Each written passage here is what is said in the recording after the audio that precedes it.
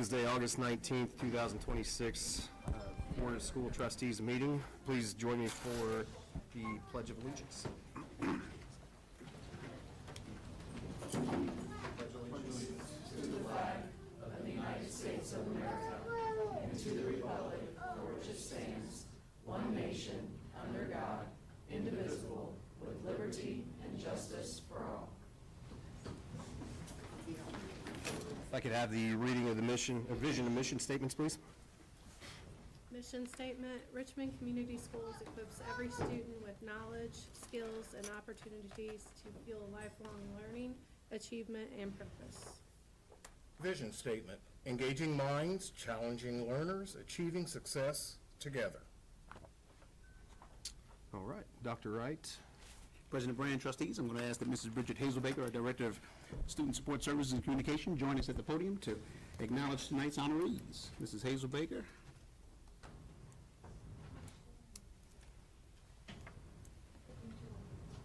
I'm trying to get all these multitasking.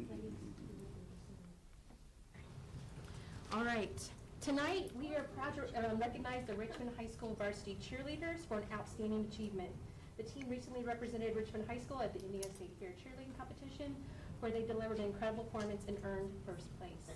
This accomplishment reflects the team's hard work, dedication, and Red Devil spirit. Please join us in congratulating the Richmond High School varsity cheerleaders and their coaches on this well-deserved honor. Ladies, will you please come up to the podium?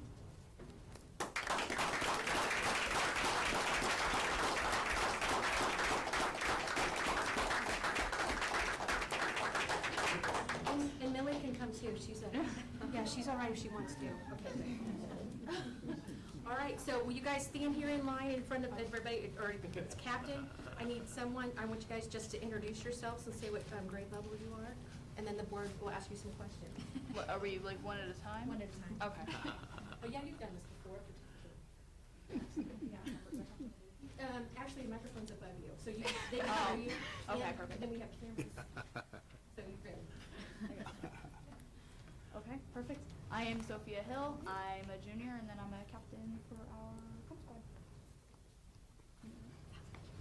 squad. My name's Hadley, and I'm a senior. My name's JC, and I'm a sophomore. My name is Jordan, and I'm also a sophomore. But we say your first and last. Oh, my name is Parents. Jordan Haynes, and I'm also a sophomore. Thank you. Thank you. My name is Kylie Berry, and I'm a junior. My name is Maddie Connor, and I'm a freshman. My name is Monet Webster, and I'm also a freshman. My name is Cameron Pugh, and I'm a junior. My name's Ava Brown, and I'm a junior. My name is Marshawn Craig, and I'm a sophomore. And then coaches, will you please say, you don't have to say what grade you're in. Okay. Jessica Shaddy, head coach. Ashlyn Cox. All right, so Coach Shaddy, will you please tell us a little bit about the competition and how it went, or tell me about this Indiana State Fair competition you guys have. Sure, and Ashlyn can also speak to it. So when she was on the team, they competed. Yeah, so at I the was State Fair. the last group to compete there. Which was when? It would have been August of 2017, so almost 10 years ago. Yep. And so we decided to go back this year just to open up our competition season with something fun. We didn't really go in with any expectations other than we knew how much we'd worked this summer and how strong we were and hoped for the best. And we were one of 5 teams that competed in the timeout division, and we were so excited when they said our name, number 1. So did this involve work? Was this on chance? I mean, how? Yeah, it's kind of a mix of everything, so it's very similar to what you would see at a timeout at a basketball or football game. Minute 15, long routine, lots of yelling, lots of cheering, some tumbling, and some stunting. And how many did you take to the State Fair? We had 15 that competed at State Fair. Yes, we have some that aren't here tonight. They had other obligations, but yes, 15 that were at State Fair with us. And then, so this is the squad that you'll have then for football season and basketball season? Yes, so we have 24 in total on our team, and competition is a mix of voluntary, but also do you have the skill sets to maintain what we need for a competitive cheer squad.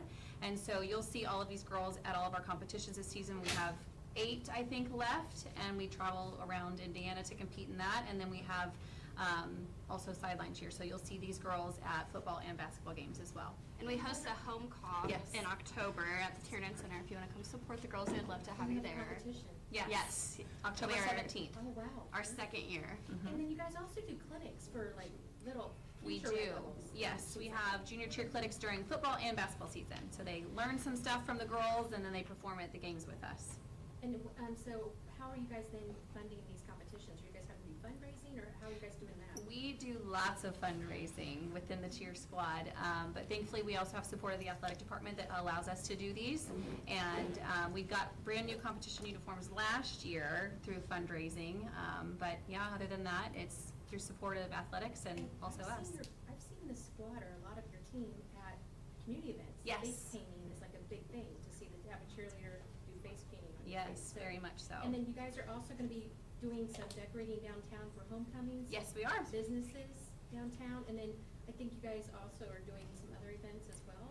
You can see us really almost anywhere. We're at nursing homes, we're at Circle U, we do a lot of face painting, we do a lot of 5Ks, cheering runners and walkers on, lots of other community events. Am I missing any major ones that we can think of?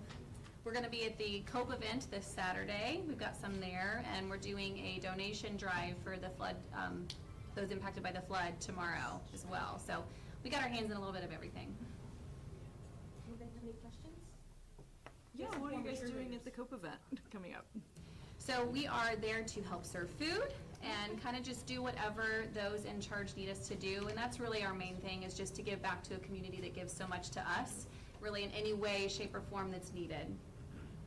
Yeah? No, I love that component. When I was a cheerleader at the high school and loved that time, but we didn't do a whole lot of that. You Yeah. know, a lot of the community outreach, and I'm loving just, that really is wonderful for making connections. So, and cheerleading, just, not just RHS, but the community at large, so, thank Well, you. and Dennis, and the test too then, are you guys helping, do you guys mentor the younger cheerleaders? Yeah, so we will practice with them periodically throughout the season. We started that last year, and they'll come and do a couple of practices with us throughout the season, and then slowly working on integrating them into some of our volunteer stuff this year as well, too.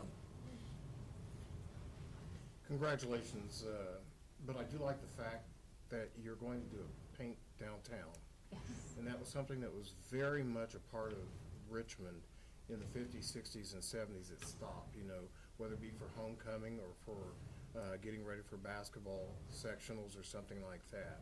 It'll be great to have that present in downtown Richmond again, so. And the depot, they're also gonna be not just downtown Richmond, but also the depot district as well. Good. I know, I'm on the board, I'm sorry, I got. Any other questions? I just want to say congrats. You guys, I know, I see you guys work so hard, and it is definitely noticed. And Jess and Ashlyn too, I know you guys, you know, don't always like stick your faces out there, but you guys have really taken the program and just like launched it into the next level. So I think the whole community is really proud of you too. Well, and I also wanna congratulate or honor the parents that go to these events. Yes, So yes. who here brought somebody with them today? And who did you bring with you? I brought my mom, All right, and what is her name? Amy Haynes. Good. And who else brought somebody? Who did you bring? My stepmom. Good, thank you for coming. And who else? My mom, Jessica. Okay, and then I saw Mr. Little. Yeah. Yes, you can't deny him, he's here. Yes. Yeah, cheer dad, yeah. Oh, yeah. It's a thing. Yeah, it's a thing.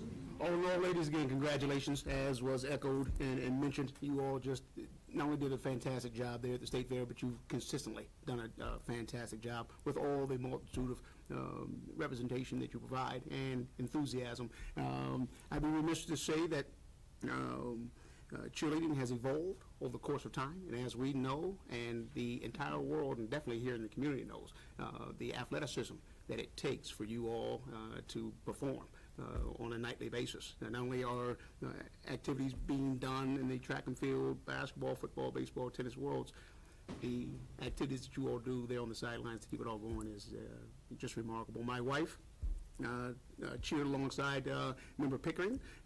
My sister-in-law was an RHS cheerleader as well.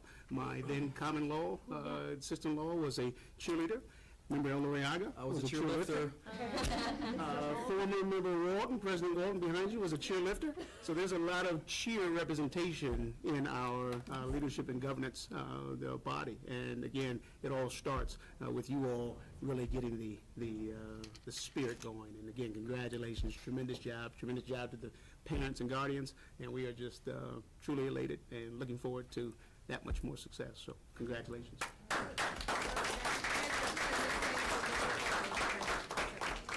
just line up this way, and I'm just gonna get a photo of y'all. Can we do 2 rows? Thank you. Yeah, Mr. Brand, you can count your Coaches too, please. Oh, okay. Oh, yeah. Yeah, Success too. Thank you. All right, congratulations.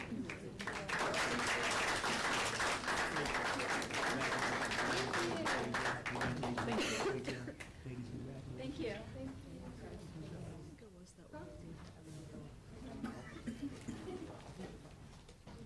I know.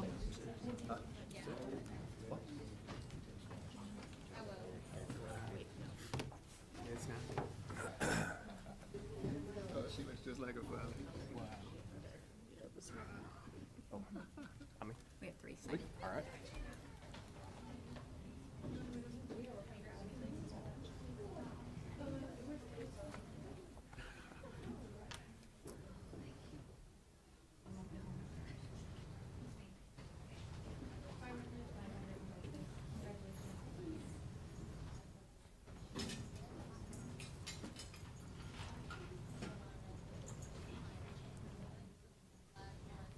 Right, next up, we have public commentary. For those who wish to comment at this evening's board meeting, the maximum speaking time is 5 minutes. Please keep your comments fact-based and within the time permitted. Comments are not to be personally directed or abusive.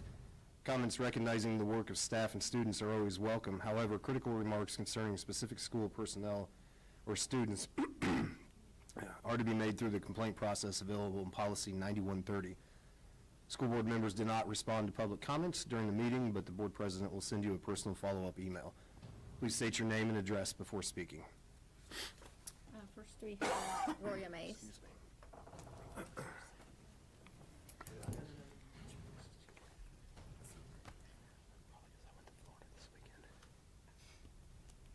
Hello, my name is Rhea Mays, and my address is 2478 Minimum Road, Richmond.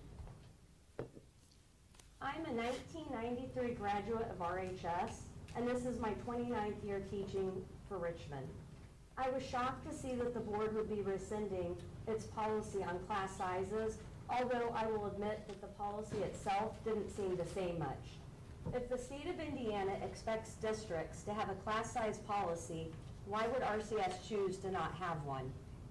I originally wanted to come here tonight to argue, persuade, or educate you on why gifted programs, because I teach in the Logos program, should maintain smaller class sizes. Our class sizes have ballooned since a teacher was pulled from our program and moved to another building. At the same time, we're starting this year with more students in our program in grades 5 through 8 than in previous years.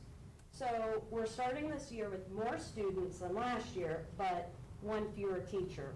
I now have labs ranging from 24 at the lowest to 32 at the high end. One of my favorite professors from Ball State, Dr. Cheryl Adams, who taught a class about programming for gifted students, taught me that if something is good for all kids and not just gifted students, then it's not specific to just our program. For example, all students should have science, it's hands-on. That's not specific just to gifted education. It's good education for all students. Programming for gifted students needed to be things that were specific just to that population. Class size is an area that's good for all students. I can't stand here and argue why we should have small classes when I hear that Test and Dennis both are sitting with ELA classes near or at 30 students. At the elementary level, I know that Charles has 2 4th grade classes with 30 students each. And the next one was partially solved, but not completely. So Vail's 3rd and 4th grade classes range from 26 to 28 in each class. Having smaller classes is best for all students. So I'm here tonight not just to argue for gifted students, I'm here to advocate for all RCS students and families. Here are the benefits of having smaller classes: improved behavior with fewer disruptions, increase in academic and behavioral engagement, teachers can give more individual attention and provide differentiated instruction. It fosters an environment in which to build stronger relationships, and there's a lot of research that now shows that it benefits historically underserved students. Research provides evidence that class size can affect academic outcomes, although the average can be modest for the older grades and the strongest is in the younger grades. Regardless of the size of the test score, or the test score effect, a district's class size policy determines the conditions under which teachers can provide individualized attention, facilitate discussion, supervise hands-on activities, manage behavior, and provide meaningful feedback, and in a timely manner. I understand this costs money, but I don't accept that that means we shouldn't have the conversation. I know money is a barrier. I'm not standing here pretending that reducing class sizes is free, but I also don't believe that the answer is to eliminate the policy because it's difficult to meet. There are creative solutions that can be explored, and those solutions should be developed with the teachers and building level administrators who understand the realities of our classrooms. Here is why you need to create a meaningful policy. The strategic plan set a goal of enticing 1,000, or it's roughly 1,000 students who live in our district, yet whose families have chosen other districts instead of us, and they want them to come back to RCS. Do you think having larger class sizes will bring those students back? I beg the board and RCS to start working with your teachers. Before bringing in outside consultants to solve the issues facing our district, I ask you first to look to the people who know these students and this district the best, our teachers, especially those of us who were raised here, still live here, and are invested, committed, and dedicated to RCS. I'm not asking you to take my word for it. There is empirical evidence. I'm not asking only for the gifted population. I'm asking you to consider every RCS student. I'm asking the board to work with teachers to create a meaningful policy. Commit to having manageable class sizes where students can thrive. And I would say no pun intended, but I do. We can't afford the alternative, which is losing even more students and teachers.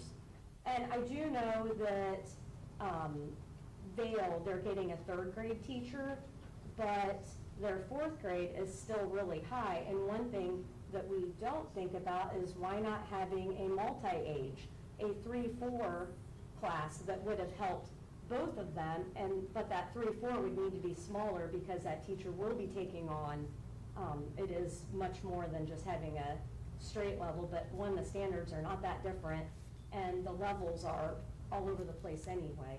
But if they took 9 or 10 from the 3rd grade classes and 9 or 10 from the 4th grade, then that would alleviate, and that would still only have a class of 18 to 20. And in the research, there's like a sweet number of 15 to 18 students. I think some even said 18 to 20. Anything more than that, then that's where you start losing everything. And if you reduce a class size from like 32 to 27, you don't have the same benefits as even smaller. But thank you.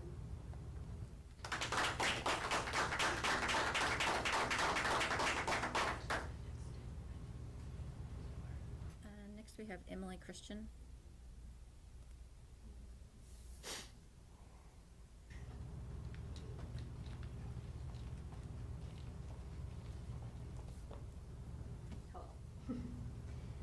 I'm Emily Christian. I don't know if you've met me.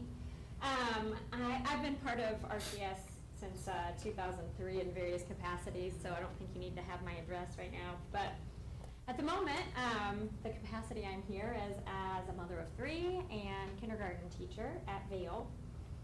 And I'm also, I see myself as the biggest critic of RCS and the biggest cheerleader.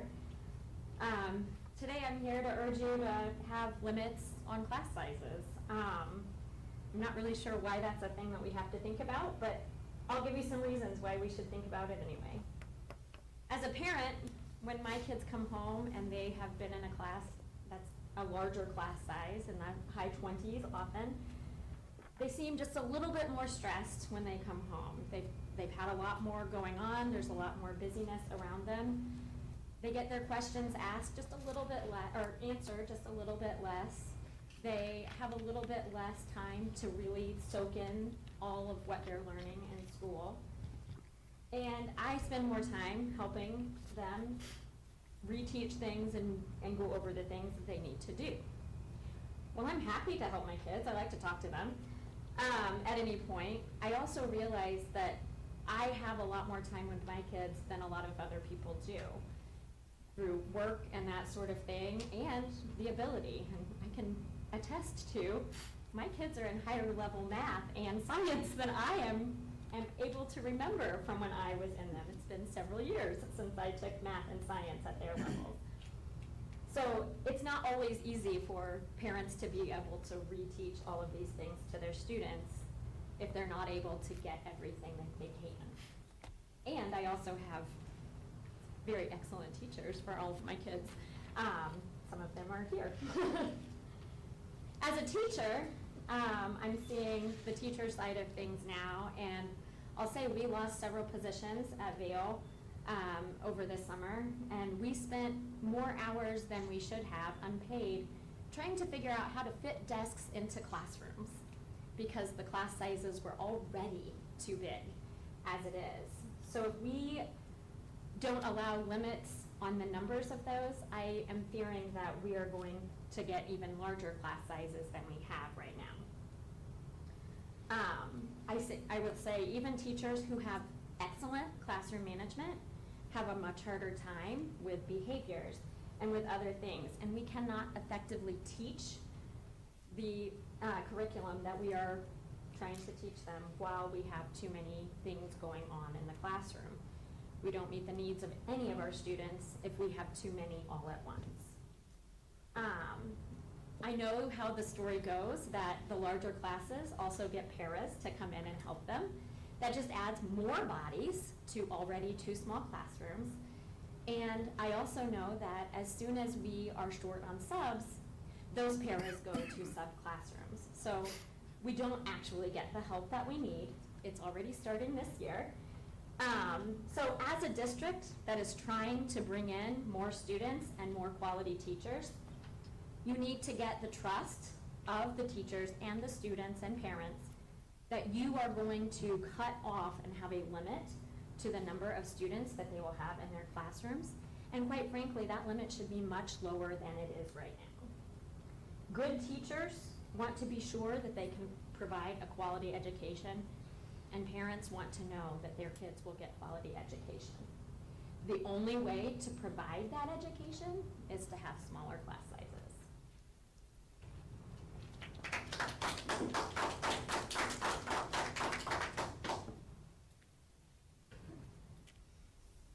Next we have Jay Lee.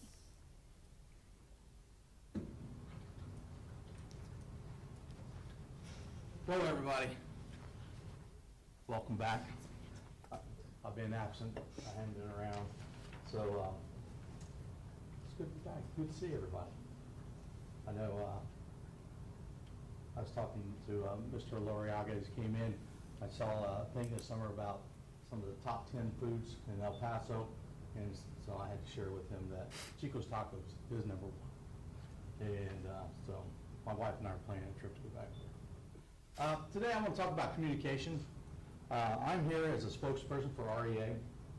Communication between central office leadership and the leadership of REA has been very limited since May, almost non-existent. I'm here to give you a pledge. I want to pledge that to our community that the REA leadership will be available for meetings and conversations with central office or anybody who wants to improve our school district. That is our goal.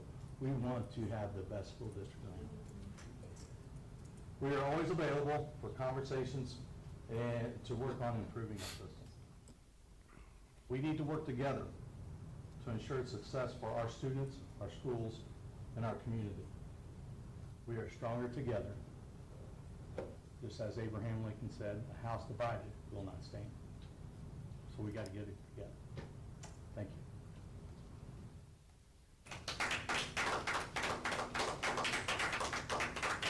Mr. Rand? Yes. I just had someone sign up during that, so let me check here.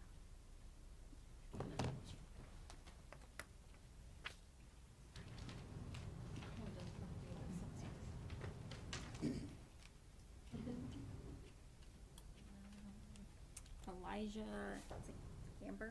Amber, yeah, Amber. sorry. Last minute decision, apologies. Am I free to go? All right.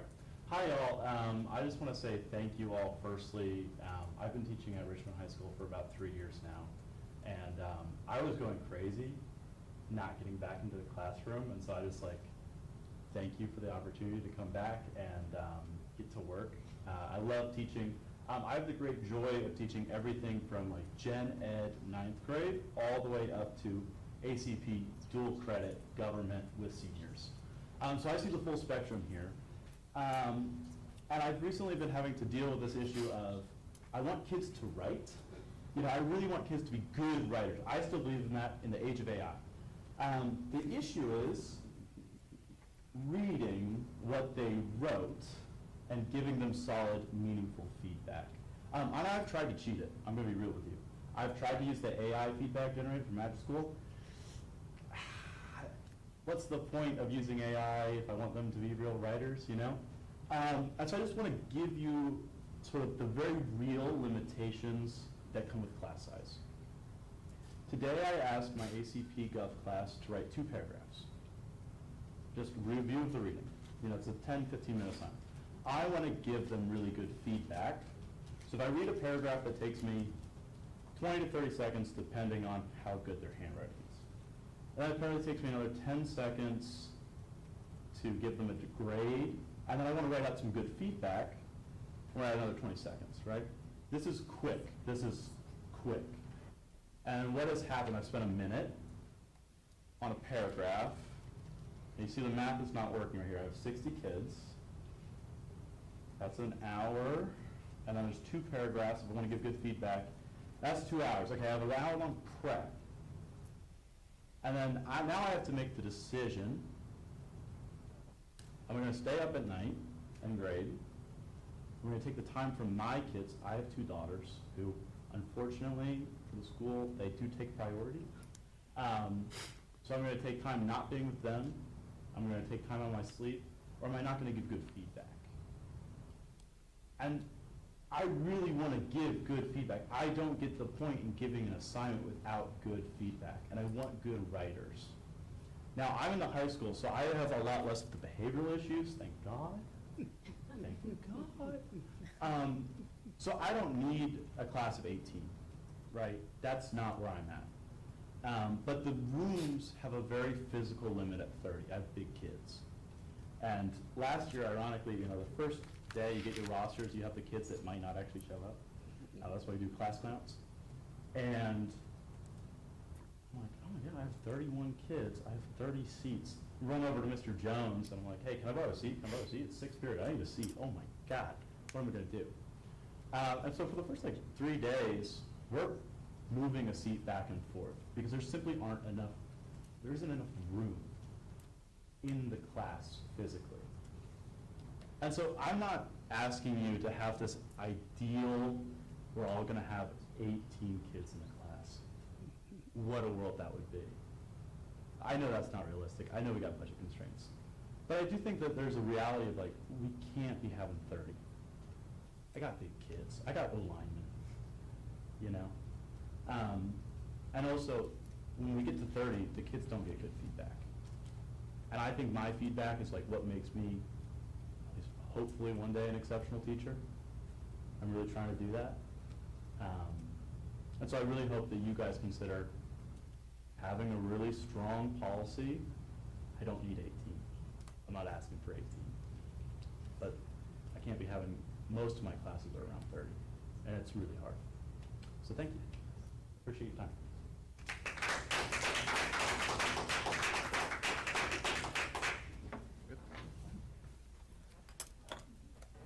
All right. We will move on to the presentation portion of the meeting. Item 4.01, the bond project update. President Brand, trustees, I'm going to ask Mr. Brad Walton, as well as, I'm sorry. Sam Pritchard. Oh, okay. So he's passing the torch. I know that Mr. Walton will be there to flank him. It's for support. And so Mr. Sam Pritchard, Assistant Superintendent of. Yes, I'll be kind of brief because as luck would have it, things are wrapping up and finalizing and winding down for us on the construction projects. Am I just here button now? Hey. So just a quick overview of the light bolt. The new turf finally did arrive on August the 10th. That's for the practice field. It is currently being installed, but weather, of course, has played a role in that.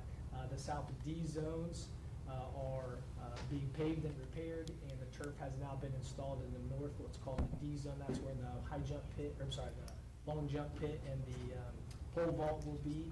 So they've reinstalled the turf there. Scoreboard and play clocks, the north side play clock was being wired up today, so it should be functional. It's operational. That's good.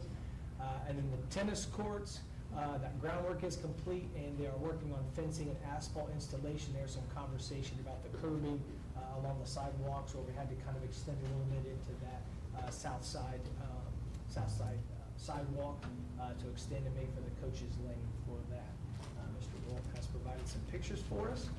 So that is on the right side pictures, that's the long jump pit and the new pole vault area with the turf around those. And then that is a picture of on the far left is a picture of the groundwork that's ready for the new turf practice field to be laid. And so all that, they laid the turf, they put the rubberized material in, and then they do a compaction testing for safety for athletes, for concussion protocols and those kinds of things. So once we get the clearance on that, it'll be It's hard to see in the picture on the left. There's markings on there and paint where they've got everything laid out.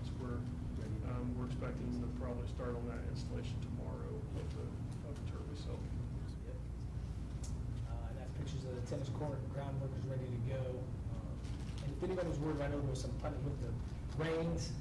Once the court is installed, that will be level with the and so it will run right off the courts, right into the drains on the east side of the courts, and shouldn't be ponding or putting. I don't want people worried about that. The applied skills classrooms, that's complete. We punched it. The students are in there. The teachers were grateful. The kids are loving it. It turned out to be beautiful. They did. This was just kind of a bonus for us. The picture on the right at doors at 50, door 50, they had a little extra concrete, extra, so they redid that whole area for us because it was puddling and cracking and breaking up. A lot of staff and students used that. And then, of course, this is where students enter and exit those classrooms there on the left. I think that's what it looks like on the inside. And the pictures do kind of do it justice. It is that bright and that inviting and that welcoming. We need to add new appliances to it. And then the front entrance, the conference rooms, things are moving along there. The carpet is installed. The cabinetry was being installed. We're just waiting on doors to arrive so they can finish that up. Person Ponco's done some staining things in there for us. That front vestibule where kids would come in, it's framed in and ready to go. It's got drywall on it now. We're just waiting for the doors and the glass to come in there. And the doors for 1 and 1A are functional, usable. You probably see people going up and down. And the ones for door 2 are currently underway. So here is a before. This is from our July presentation. Mr. Walton took some pictures for us, and these are the exact same areas now on August the 19th. So that's what it's going to look like once we add the doors and the finishes and things of that. So we'll keep that project. These are the ramps. That's what it looked like on July 10th. This is what it looks like as you enter the building today. The career Learner Center restroom renovation. It's completely done and punched out. There is some discussion of a vinyl decal, so we'll work with Ms. Whoopi and her administrative team on what that might look like. You know, see that where it used to be the big red tiled wall is now drywalled, and we're looking to put some kind of decal, something kind of eye-catching for folks down that hallway on the radius wall, they call it. But that's the interior of the men's, and that is the radial wall they're talking about that we'd like to put a vinyl decal on. And then there's the women's waterfall tile. The Dennis HVAC system, that's complete, the paint's complete, the flooring's complete. Two of the rooms are gonna be finished up over winter breaks. They pulled that out of contract, they're gonna finish that up over winter breaks, make sure, because the custodial staff is going to wax the downstairs floors. They did not get to do that over the summer, so they're gonna do that at fall break.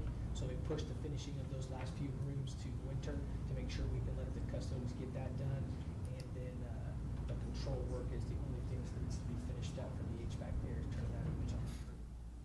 And then Fairview Tower, no change on that. That's still waiting. I think that's a fall break. Is that the Amy point? That's still the Amy point, but we have is it next week we have a meeting on that? I hope so. That's either next week or the week after to get some more clarity on that. No problem. Any questions there? I would just say, I live near here, so I drive by or walk by every day, and the practice field has been Saturday and Sunday. There have been workers there every Saturday and Sunday, and so I mean, I know how much work has gone into all of this. So thank you. We do, And I think it's I been had everywhere. 15 I mean, people working today when I walked by, just the whole field area. But even during the heavy rains, I watched that field, the practice field, because I was like, ooh, it didn't puddle. I mean, it really did what it's supposed to do. So the drainage, very impressive there. Because I was like, I'm gonna check that out right now. And it was good. It was. While we're giving out thanks, I do have to thank Earlham College. I do have to give a shout out to Earlham College. They have been more than welcoming and accommodating for our athletes and our sports to use their complexes and to use their facilities to kind of let our kids continue practicing as we kind of muddle through this beginning of the season kind of construction project. So yeah, that's been, I'm gonna say, make sure we say thanks to them too. So and to your point, all of our contractors have really been just giving it their all. Over at Dennis, they were working 6 or 7 10-hour to 12-hour days. Over at the secured entrance at the high school right now, they're working evening shift, so that they're not in there during school hours and not causing a disruption. As you said, Sprint Turf is out there right now working on it. I mean, they're doing what they can to get back on track, so. Well, thank you, Brad, also for overseeing that. I mean, it really takes someone to oversee all of those people to keep them on, so good job. I was gonna say, I think the kids are having, a lot of them at my house a lot of different times. They're excited now, you know, like, they kind of knew that these things were coming, and it's, you know, I know the band kids are excited, the soccer kids are excited, the football kids are probably excited to have everyone get up. And Volleyball. the But, sports, like, it's, the sports coding for the track, it was being laid out today. They were putting their marks down and taping off everything so where they don't have overspray. So, again, as long as we don't get flood 2.0 tonight, we'll anticipate them working on that tomorrow. but it's really good to see, like, this problem we had with, like, scheduling and just overlap, and I'm hoping this solves so much of it. I mean, I think it will. PE's gonna be able to really go out, and once the tennis courts are done, I mean, those have been around, right? So, Since I mean, before we were. the amount of work before. or amount of use that our sports facilities get is incredible. So, Yes. hats off to Mr. Pritchard for assuming the temporary AD role there for a little while and shifting things around and getting a partnership with Earlham. I know Mr. Lee had something to do with that too, but he's been wearing several hats this summer, so. I just want to say too, I mean, the ramps, every time I go by Richmond and I see that front entrance with the ramps, I'm like, wow, like that just, to me, that's just like a great overview of what's to come. The tangibles, we're starting to see the tangibles. You know, the bathrooms, I'm looking at this and I'm like, wow, those weren't like when I was in high school. And then just seeing the front entrance, seeing that track and the football field and the practice field, I mean, it's just coming together, like Kristen said. But thanks to Earlham, like you said, too, for helping as well, because that definitely alleviates some of the problems that we have with scheduling. But just the tangibles, the touch, the feel, that's what the kids want, you know what I mean? But as a community, seeing those, the new track, the new fields, I mean, it's encouraging, and we need that. So, kudos. And I think the front entrance is gonna be amazing with the conference room. Yeah, is there gonna be front hands? I mean, aesthetics over here, hey. Just kidding. Yeah, the front entrance is gonna be great, you know, visitors coming in for conferences or case conferences or any kind of meeting for IEPs or anything like that, they're gonna be able to do all that up front. So you won't have, parents or, community members in the building, and so they will contain that all in front. So it's gonna be a really, really good deal. And they did a really good job of matching the woodwork with the existing woodwork that we've had. So, I mean, how many times we talked about which stain combination to match what's existing there. It's been a lot, and they're doing a really good job of matching that all up, so marrying the new with the old. On a different train of thought, I should have my batteries for the electronic speed signs changed within the next couple of days so that they're up again. I've got to get some new batteries, but is that why because those should be lasting about 3 weeks at a time. They're lasting about 4 days at most. That's why after the first day of school, a couple days later, the signs were out. But it's funny, still seeing people who are going down the boulevard who see that up there, and all of a sudden I'm seeing brake lights because they're thinking that's going to be illuminated. But those should be up and running again in the next couple of days. Good. For safety That's purposes. great. That parking lot's filling up, or the student lot's pretty full.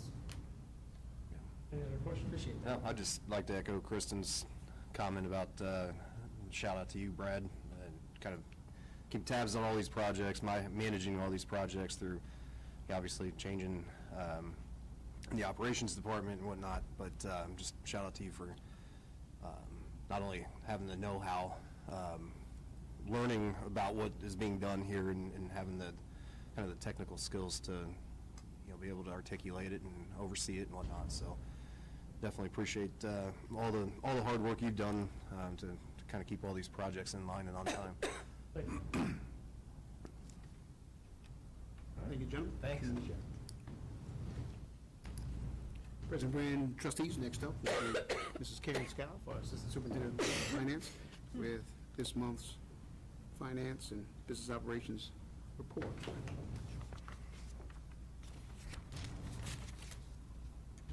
Good afternoon. So tonight we'll do a quick review of the July financials. We are starting to see some progress on the financial side of things. You can see by the beginning month balance to the ending balance for the education fund, we are slowly making a little bit of progress.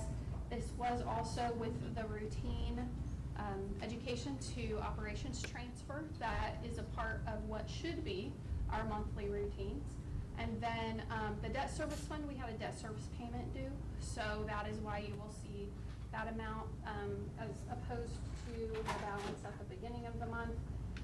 Operations is still struggling a bit, and that is just the timing of projects and the work that has to be done in the summer is always a little bit heavier, and we will see that for the next couple of months. So that is where we are at on those. With regard to the cash balances and the goals that we've set through strategic planning, we are not there yet. You can see that right now we're looking at a 4.9% cash balance.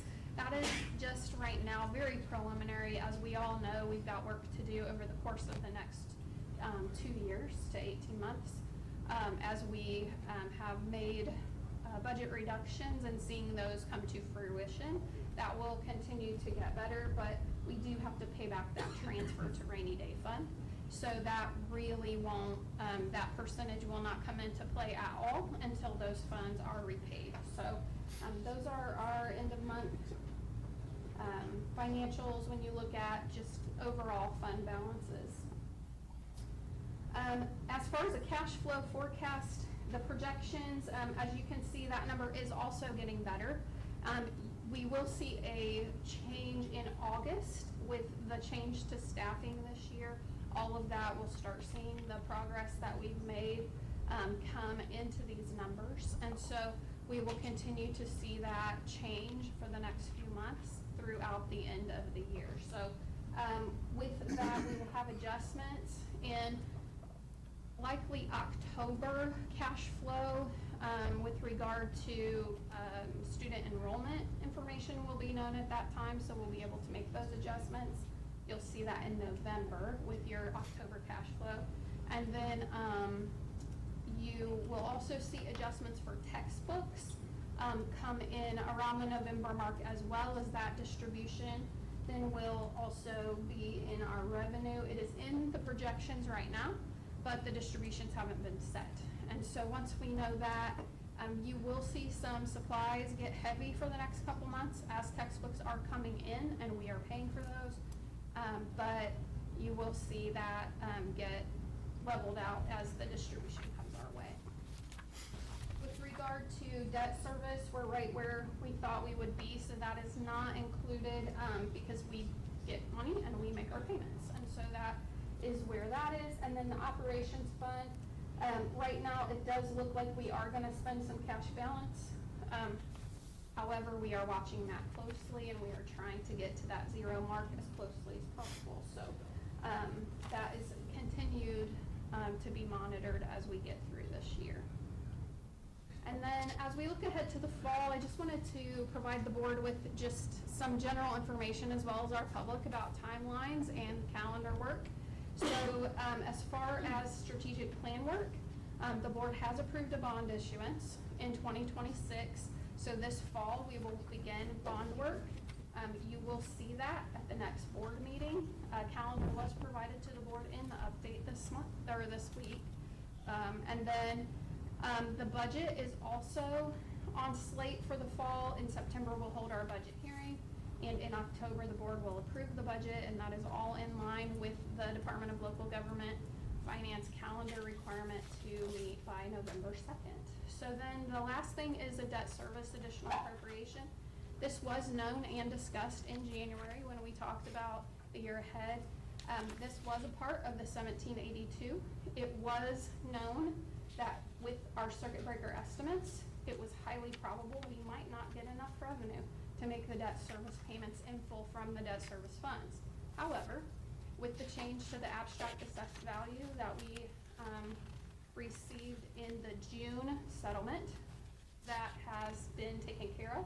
So we can do the additional appropriation as we do expect to have revenue enough to make those payments all out of debt service.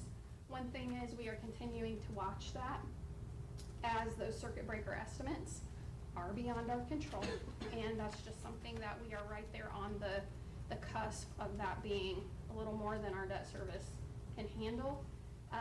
One note to our public, our debt service funds are not outside of circuit breaker caps.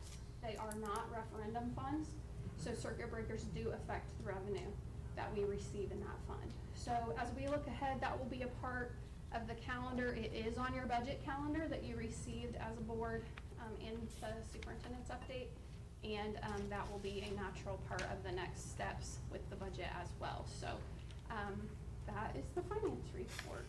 Are there any questions? And the budget, it's the beginning of November, right? And it's required to be submitted to the department in full by November 2nd. Okay. And then fall break, I think, we can talk about it, maybe open forum, just about dates and getting them, like, So the meet. board meeting date is before fall break. But I think maybe, knowing us, that maybe we put a tentative on the calendar, just because with only one meeting a month. And last year, I think we pushed it a little bit, like we met and then we had a follow-up meeting. I think that was right, just to make sure we were all on the same page, but. Well, we were gonna use the board retreat on the 31st, but the agenda does not include that to my knowledge right now. Okay. So I think that that is gonna be primarily focused on strategic planning per the request from the board. So, if you would like to have more information on the budget at an executive session, you can do that. But I would recommend that we do that before the October meeting, because we have to meet this deadline. There is no question, or we go with the same budget we have right now. So That's I'm what I just wanna make asking. sure we build that in, so we're not. Yeah, if we're gonna delayed. do additional meetings, we have to build them in Yeah. before the October meeting. Yeah. If we are good with the current schedule, which is as planned, then we're good to just maintain our current routine schedule. Thank you, Any Mrs. other Scow. questions? Yeah, thank you.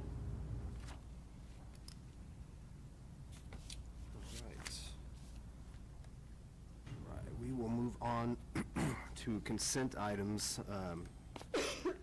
Item 5.01, the approval of minutes. 5.02, human resources. 5.03, accounts payable. 5.04, monthly financial report. 5.05, transfers.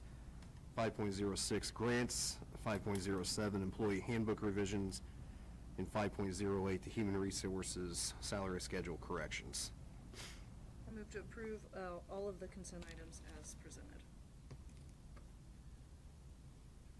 Second. So motion by member Stoltz, a second by member Stevens. Any questions or comments? I have a question, and I'm going to be vague in my question. On HR consent, and maybe this is for Mr. Hensley, there's some admin content at the bottom that I don't think we really discussed, but I was a little worried about that content. One of them in particular? Yes, well, two, I think. So I didn't know if you're able to provide a broad of, like, I know you guys, you go through and you're, looking at things that can be expunged, or looking at if there's any sort of thing that would give us pause. Can you speak to those things in a? Generally, right? Yes. The statute does not require that to disclose. However, I wanted to disclose that one just if you've heard something about it. There was no fault of the individual that was the disposition case. It was accidental in nature, and as a result, because of a passenger. Okay. There was no intent. Okay. It was not malice down. It was completely accidental. Okay. But that charge did go from that incident. Okay, thank you. Right. All those in favor vote by saying aye. Aye. Opposed, nay. Vote passes 7-0. Moving on to action items, item 6.01 is donations. Move to approve the donations as presented. Second. It's a motion by member Stoltz, a second by member Brunton. Any questions or comments? So the total is $7,430. Thank you. All right, all those in favor vote by saying aye. Aye. Aye. Oops. Opposed, nay. Vote passes 7-0. Item 6.02, the Girls Inc. MOU. Move to approve the Girls Inc. MOU as presented. Second. It's a motion by member Stoltz, a second by member Eloriaga. Any questions or comments? All right, all those in favor vote by saying aye. Aye. Opposed, nay. Vote passes 7-0. Moving on to our policy updates and review. Item 7.01, it would be to rescind policy 2312, which deals with class sizes.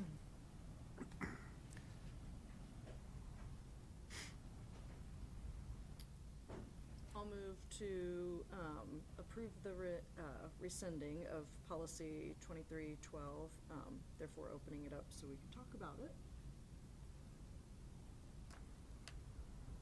Second. All right, that's a motion by Member Stoltz, and a second by Member Stevens. Questions and comments? Yeah, Kristen, can you dig into Yeah. that? Yes. It came to us at the July policy meeting, although we did not really discuss it because it was just a rescinding, and to be honest, Stephen wasn't there to give us much of a background. What I've since read from then is it's what Neola has considered, the law has changed, so we're not required to have that. It's an administrative, more operational matter rather than something that needs to be locked into a board policy. A clear distinction is that just because it's rescinded doesn't mean the district doesn't care about class sizes or we don't have standards that we want for class sizes. It simply means we don't have a policy for that because it's not required by law anymore for funding. It's more of an administrative operational matter rather than here's a strict policy.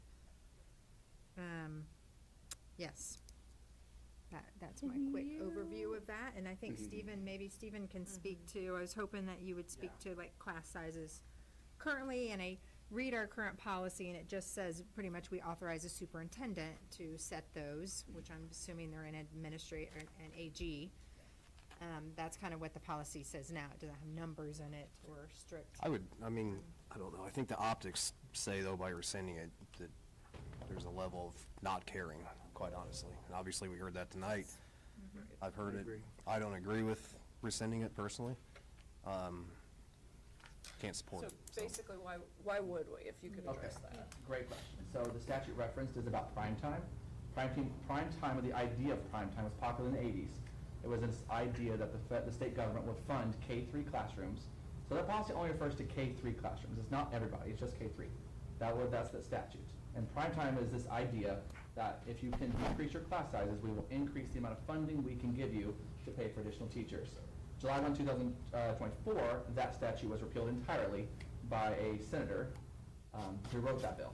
So that entire funding structure the entire chapter was repealed out of code.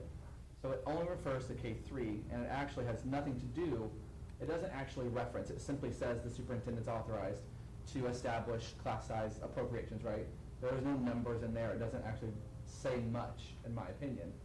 There is an AG 4120 that talks about class size mins and maxes and caps, and we do our best to consider every factor we can to reduce our class sizes. So what I want to do is speak generally about what the current status is, because I heard some comments tonight. I just want to make sure there are 3 pockets in the district that exceed our expected class sizes on average, and those are at Charles and Vale and Vale. Charles grade 4, Vale grade 3, Vale grade 4. We are taking steps currently to address those particular bubbles. But for kindergarten across our district, the average is 1 to 19. I can go building by building and show you the math that it's on average between every kindergarten section across Richmond Community Schools. The ratio is 1 teacher to 19 students. It's actually 19.17. So one person might have 20 in their classroom, but kindergarten is 1 to 19. For first grade, it is 1 to 20.9. So 1 to 21. That's first grade. There's a couple more that are a little higher and a couple more that are a little lower, but on average, across every first grade room, 1 to 21. Second grade is 1 to 22.75. So you've less than 1 to 23 for all your K-2 students. That's the ratio right now. Across all classrooms, that's the average. There are a couple that are 24, but there are a couple that are like 16 and a half or 17. So third grade, you're looking at 23.5, 1 teacher to 23 kids and a half. And then fourth grade, you're looking at 1 to 23.14. And that is before we may look at hiring a teacher, moving some staff, look at our options to reduce those numbers further. But in general, there's not a classroom average that is higher than 24 teachers. There are a few pockets in the district, and I say that, take it with a grain of salt. There are a few pockets. Kids show up all the time and they will register, right? So as of this moment in time, I'm saying that that's the average. That could change tomorrow. It could change next week, depending on if kindergartners show up, which we see quite often in the first month. So just know that, but that is the average across all of our K-4 buildings. If I look further at test, I put it in the executive content, I believe, for you guys to see for 5 and 6. I did not include Hibbard and I did not include CYS Baxter. And I just made a note that once you get to like secondary buildings where they have elective offerings, determining a ratio per teacher gets complicated because they can choose to take certain electives, and that gets a little more muddy. But I think the focus of that policy was K-3, and so I want to make sure you have the data for the K-4 world right now. That is what it stands right now. So that's just the history. But that policy specifically only was talking about prime time and the funding structure that it used to do from the 80s that ultimately was repealed. They took the whole chapter out. But that is where that policy came from, and that's why Neil made the recommendation that you really need that policy. Number one, it doesn't really say much. Number two, it no longer is operationally effective because the law no longer exists. So the code, it's just a code that was repealed. That's why I brought it before the board. So I hope that gives a little context. So it sounds like, I mean, it was done for alignment purposes Yeah. and for practicality. Yes. My question, though, is as a board, do we want a policy that says, hey, this is what we would like as far as our school district and our class sizes? Sure. So, I guess, I think we should dialogue about that, you know? Because, I mean, just because maybe it's operationally obsolete, it goes back to when you're a kid, kind of, just because your buddy does something stupid doesn't make it okay for you to do it too. I feel like that's what we're doing here. Just because the state took it away, Right. we're sending poor optics to our community, and I'm not willing to put my name behind that, I'm telling you. Even if it doesn't really say much, I'm not doing it. Optics aside, as a former teacher, I want to kind of know. I want to I'm not know that gonna our have- teachers. And as a parent, I also want Yes. to know that the classes aren't going to be ballooned beyond oblivion, you know, so. Absolutely. What does our current AG say? The current AG, there are class size caps and mins and maxes. 4120, it says like our target for kindergarten is 19, caps 21, we are well within that limit. Same thing with first grade, caps 22, we are still below that. But the minimum, it says the target's 20 for first grade. For second grade, target's 23, cap 25. We're below that max as well. Third grade, target's 23, caps 25, we're within that range as well. Fourth grade, target's 25, caps 27, we are well below that range as well. So we are within the realm of what the AG says. The policy itself just, the law doesn't exist. So we would reference a policy with the law. And if you want a policy, we can go to the drawing table and work on a policy, but we are within the confines of the AG. We have not violated it. And I think the context, just the backdrop is we looked at how do we be really smart with staff across all of our buildings to serve every kid well. The idea, I think, largely accepted is in the K-2 world, we want to keep those numbers as low as we can because higher need, there are littles, there are just different needs associated than maybe kids who are a little more independent in grade 5. That's just reality. My son's a kindergartner. God bless the teacher. I do understand. So we try to be appropriate with those class sizes. So as we get a little older, you see the number go up a little bit. But again, if the board wants to discuss a new policy, we can absolutely go back to the drawing board. I would just want to remove that one because the code, it doesn't exist anymore. So we're referencing a law that isn't a thing. And I'm good with that, with the alignment. I'd rather have a policy my on the second- books first, so that way we're taking care of our students, our community, or their families, our teachers, et cetera. I'd rather have a policy on the So your books first, suggestion or at is least one in don't development. rescind this until we have a policy Yeah, to that would be, I mean, sign to me, it's just bad optics. I mean, it's not sending the message that we're trying to do the right thing. Yeah, So- don't rescind, revise. So my second on the motion was simply because I know that the policy is outdated. However, I'm in agreement, we've got to have a discussion to, whether it be for optics or anything, but the reality of it is, we've heard our teachers, we knew back several months ago with staff cuts and everything, that this was a possibility. But now that we're here, we have to have that discussion to create and implement a policy, our own policy, that establishes what the new norm is going to be, what we want for the student-teacher ratios, so that it's something that we are held accountable for. Sure. I just want to relay the message, and I agree with everyone here but I also believe that in order for me to I'm agree with Austin on this one, where I'd rather have a policy in place before I get rid of this policy. Sure. Because again, the optics in the community are, we don't care about class sizes. And that's not something that. That's not true. I agree, but that's not what your perception is. The perception is the community. The perception is the teachers. The perception is the parents. And you as a parent know that, right? Sure. My point exactly is that we have to have the optics in this community to show that we are the standard. We are Richmond. We are where our kids want to go.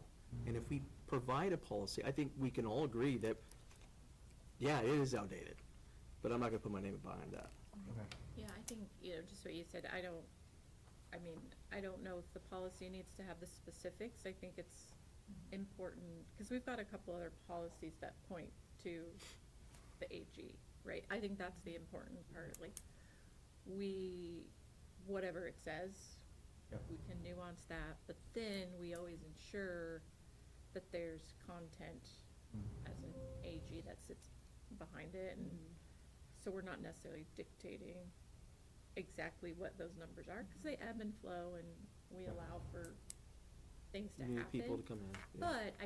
But the other thing is, people will research policies, they don't always, I think, know to go in and research the AG, so at least, No, I thought of that. I thought, if I were looking at RCS as a school district, as a parent, okay, what is their policy on class size? And, if it's like, oh, they don't have one, or, they allow for 40 students per classroom, going somewhere else. So I do think it's kind of nice to have that just as just as at a glance, this is what RCS does. Right. So. and it protects teachers too, like you said, Right. as an employee, you want to be able to be like, oh, wait, like, I'm creeping up there, because you guys might not, you're not gonna know every single classroom. You might get some transfers in, the principal might know, but you want teachers to feel supported too. I think the teacher from the high school eloquently put, I have a family. I don't want to spend 2 hours every night. Yeah. I don't want to spend 3 hours. Do we know what each teacher is spending on a daily basis? I mean, that's the question at hand, is I that. did look my son's in his class, and I was like, Oh. hey, good luck reading his handwriting. Like, So I I'm can't I'm even gonna, read I'm gonna it. put my Robert's Rules of Order parliamentary procedure. Yep. So from what I'm hearing from everyone is that, even though we have a standing motion on the floor, that the desire is possibly to keep the policy as it is right now for optics, yet still work on establishing our own policy. So if you don't mind, Yeah, I can- I'm going to withdraw my second, And I'm happy to withdraw my first as well. and I would make a motion then that we maintain policy 2312 as it stands right now, with the caveat that we will immediately start working on a new policy to replace this one. Okay. And to Member Pickering's point, That's a motion that's on the floor. I second that one. All right, so we've got a motion, so we've withdrawn the second and the motion to rescind 2312. We've got a new motion to maintain policy 2312 by Member Stevens and a second by Member Pickering. Do we need to do that since it's still standing, since we're not rescinding it anymore? I would- Table it. I don't Yeah. know that we Or do We just table it, really. we just table it, just withdraw the original motions to rescind it, right? And it stays on the books. And then we just kind Yeah. of work on the new policy, yeah. Come to the I think next that's- policy meeting. What I would tell the board respectfully is that we made some choices that were budgetary in nature. So every choice we make will have a financial consequence. So if we are going to increase staffing across the district, we should think about, potentially increase, right? We don't know. We've been very smart and strategic with attrition. But as we think about the choices we make, not only for optics, but also to be financially solvent, I want to make sure I balance both of those things as we work to craft that policy. and to that point, and as we do craft such a policy during the work policy sessions, I think it also, to diffuse perception, I think it's also rather remarkable that, to Mr. Kinsley's point, and as Member Pickering referenced, we have, even through the recent reduction in force, been able to maintain the administrative guideline. I think to Member Pickering's point, that administrative guideline, as we know, policies are very difficult to craft and even pass, but it's the administrative guideline and/or the implementation of such policy that makes all the difference in the world. And to know that right now statistics show, just so that our community is also aware, so as to try and diffuse particular optics and/or perceptions, we are well within those administrative guidelines, and as was read, continue to maintain those numbers, and also with those pockets are addressing the We are matters, addressing which the we also pockets. heard at the podium this evening. We understand that 34th graders may be a lot of fourth graders in a classroom. We get that. Which is a good problem to have. Yeah, we're really glad they're there, like, they're No doing doubt awesome about it. work. And we're gonna Teachers are solve it. kicking butt and taking names, That's like, they're right. awesome. That's right. But we do want to be respectful and responsible with our staff and our, Absolutely. and our finances. Steve and I do have confidence. I do have confidence in you, and the numbers and everything. But it's like, we went through this discussion with class sizes and teacher ratios 10 years ago. Yeah. And times have changed. And so as times change, it's also time to revisit it. Yep. We may come up with the same thing, but at least we've revisited it to see how it fits the 26-27 school year and for the next 3 or 4 years based upon our student population and our staffing Absolutely. concerns. Absolutely. Okay. Thank you all. Thank you. Thank you. Thank you, Mr. Hensley. You're welcome. All right. We will move on to, excuse me, policy, item 7.02, policy 3217 is the weapons policy up for second reading and approval. I move to approve policy 3217. Second. It's a motion by Member Stoltz, a second by Member Loriaga. Any questions or comments?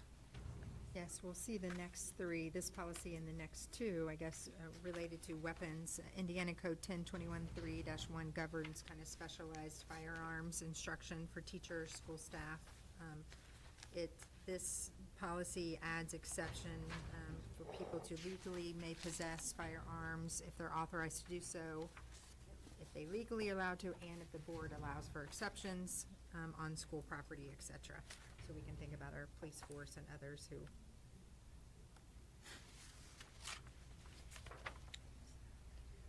All right. All those in favor vote by saying aye. Aye.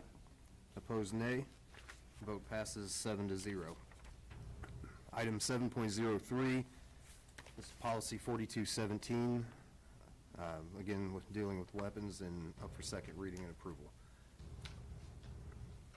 I move to approve 7.03, policy 4217, weapons, volume 36, for approval. I'll second. A motion by Member Stevens, a second by Member Stoltz. Questions or comments? This version is the support staff version of the same policy. Okay. All those in favor vote by saying aye. Aye. Opposed, nay. Vote passes 7-0.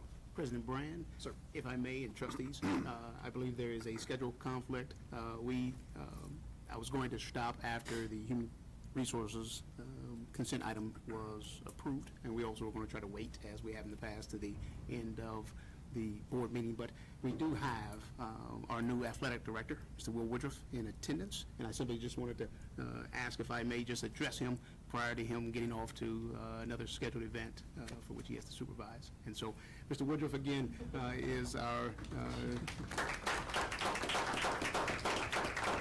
brand new Richmond High School athletic director. Mr. Woodruff, just in roughly 2 minutes, can you just share a little brief background of your administrative experiences, where you come from, and also what you're looking to do as the new athletic director? Sure.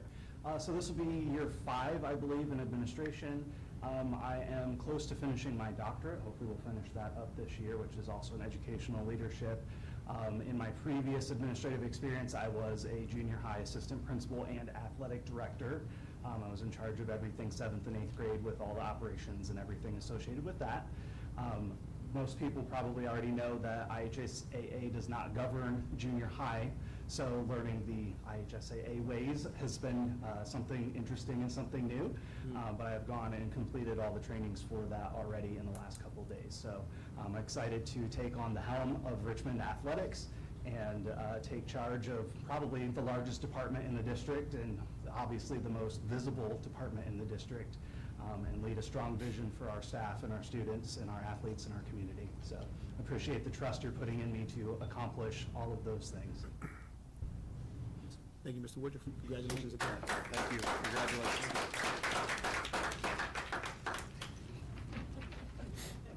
Thank you, Mr. Brand. Appreciate that. Thank you. Trustees, thank you.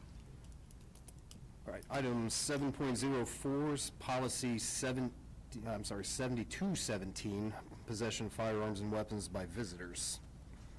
This is, again, up for second reading and approval.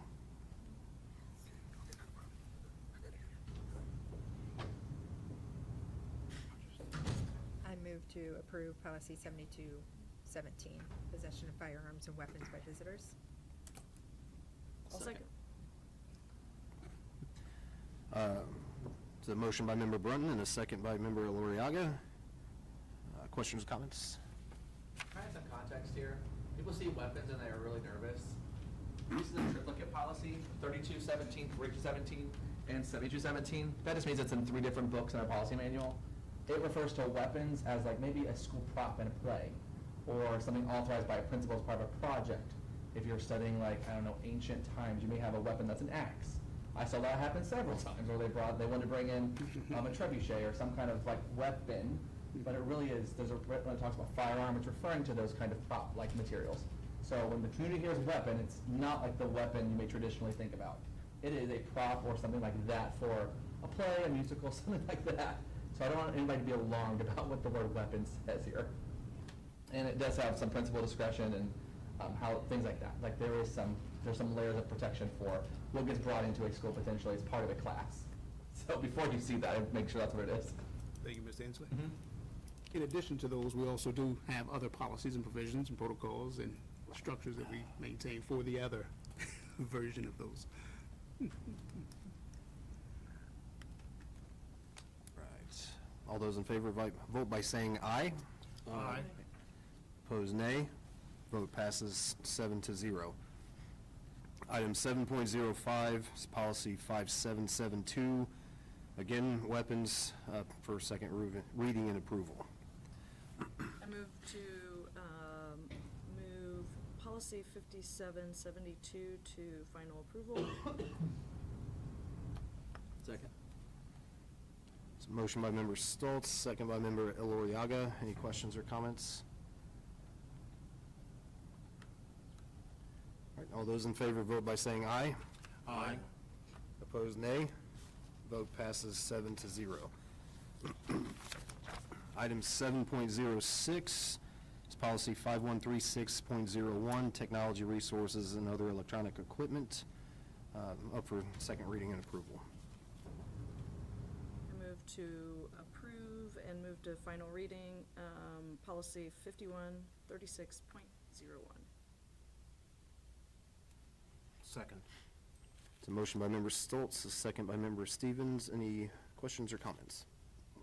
Just so this came to the July meeting, we've had a lot of good conversation regarding this policy. And it's, it kind of defines the PCDs and also defines what happens if you have a device that you're not supposed to have, whether it's confiscated or what happens to it.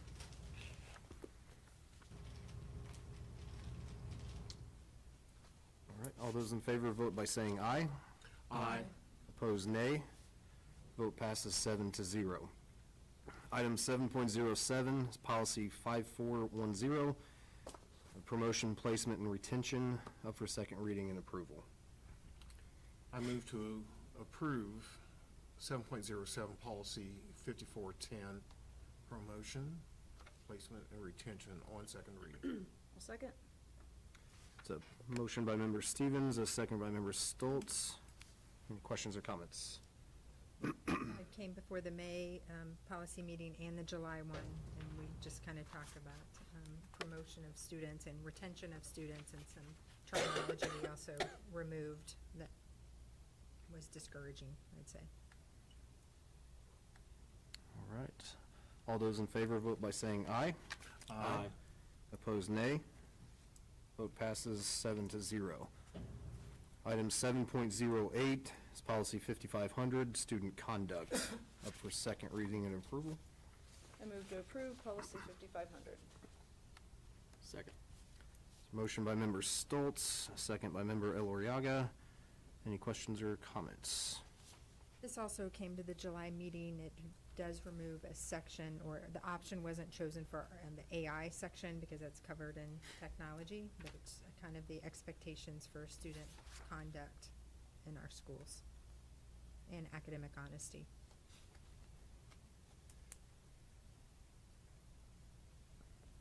All right. All those in favor vote by saying aye. Aye. Opposed, nay. Vote passes 7-0. Item 7.09 is policy 7455, accounting system for capital assets. Make a motion to approve 7.09, policy 7455, accounting system for capital assets for approval. It's a motion by member Eloriaga, a second by member Stoltz. Any questions or comments?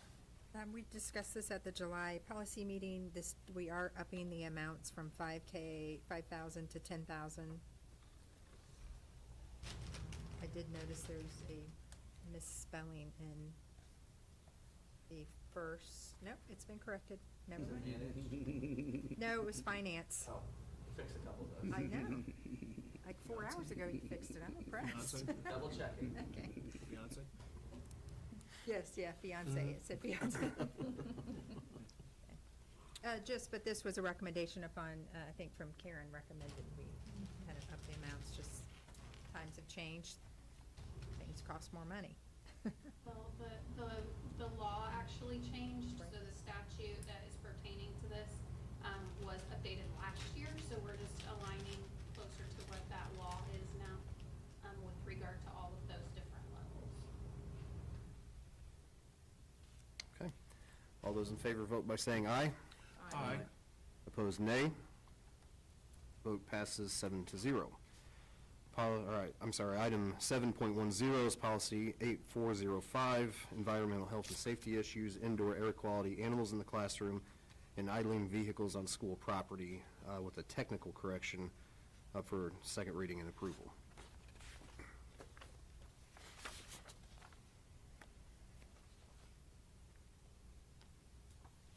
I move that we approve 7.10 policy 8405 on second reading. Second? It's a motion by member Stevens, a second by member Stoltz. Questions or comments? We discussed this in July. This is a lot of different areas. It's all in one policy, which is kind of weird, but it talked about animals, but also about, levels. I know we talked about levels of air conditioning and heating in classrooms and some of the standards that are in here that are always strived for, and some of the challenges maybe experienced in keeping some of those levels just because of our older systems. But there are standards in here for, drinking water testing, idling cars in parking lots as well. What was the technical correction again?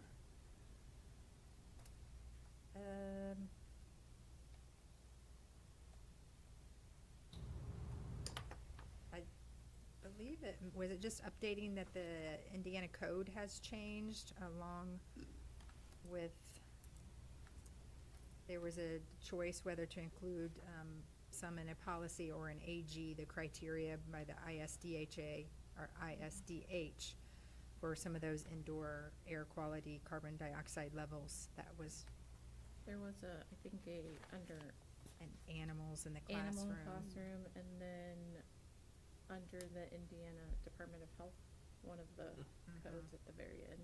Yeah, it did change. The Updated. technical correction was the very end of the policy. It's that 16-19 that was taken out, and it's now 40 CFR. That was a technical correction there. Which is a code change.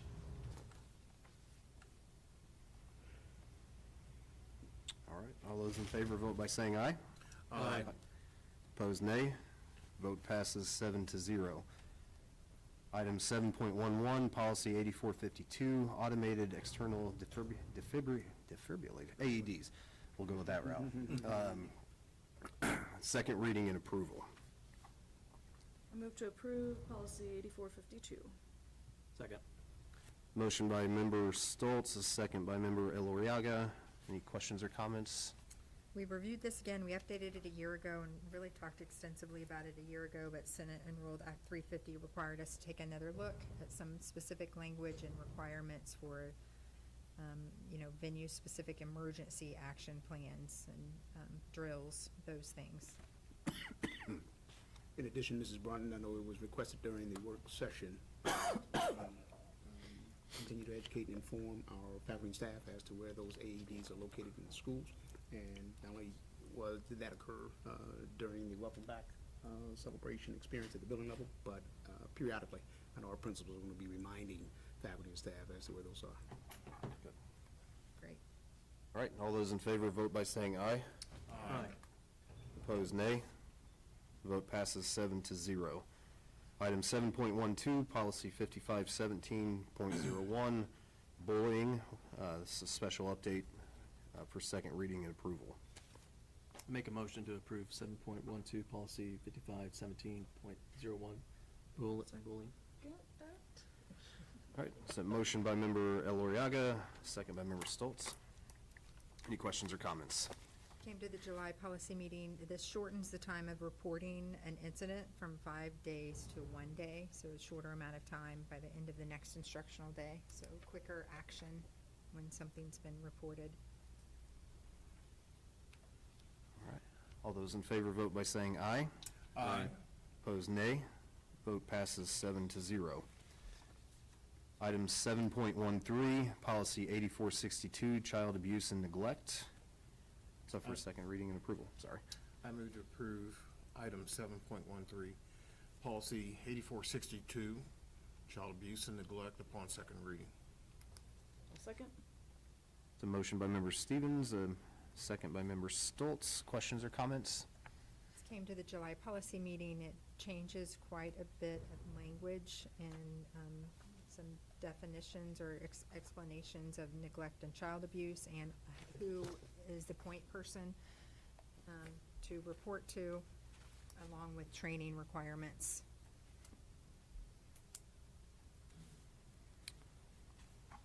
All right, all those in favor vote by saying aye. Aye. Opposed, nay. Vote passes 7-0. Moving to Section 8, open forum. Have anybody have anything? I'll just say that I attended the back-to-school breakfast, and it was very encouraging to go back, and I've been to maybe 25 of these over the years, 20 years teaching, so probably 5 more. Dr. Wright's speech was very encouraging and positive and brief, because we know teachers want to get in the classroom, so appreciated that too. Stacy Corwin was the guest speaker. She was very funny, she was thoughtful. I need to go see her in her comedy routine also, but I thought she's very engaging. She really challenged everyone to recognize the talents in each other and to call them out. And I thought you did just that in your speech that day. I mean, you called out the wonderful examples in RCS and every building of the positivity that's going on with specific people in classrooms, and so I thought it was a nice beginning to the school year. So thank you, Dr. Wright. Thank you. I had a couple things. I feel like Band Day happened after our last meeting, but it's all sort of running together now.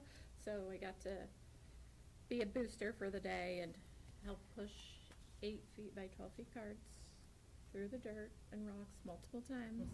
Dr. Wright was there, saw dripping sweat, and but just Band Day is just one of those special things that you can't beat, and it is true when you're like we were the best because and all the bands were so good, but they've all just elevated so much. And I did hear a secret, which no one told me not to say it, but a word on the street is they might be tearing down the grandstand at the State Fair.